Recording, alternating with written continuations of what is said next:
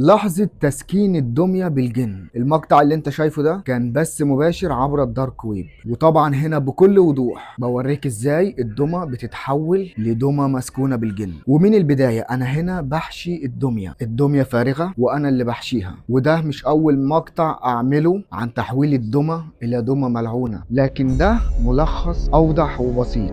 وركز معايا للاخر هتشوف الدمى ازاي بتتحرك.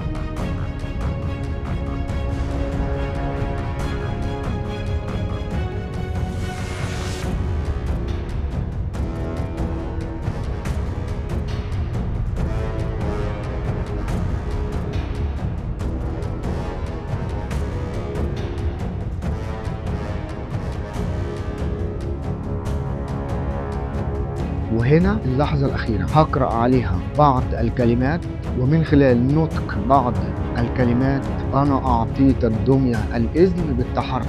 والبث المباشر ده كان من أعمالي السابقة، والفترة اللي جاية أنا هبدأ أنزل لكم حاجات بخصوص الدمى الملعونة.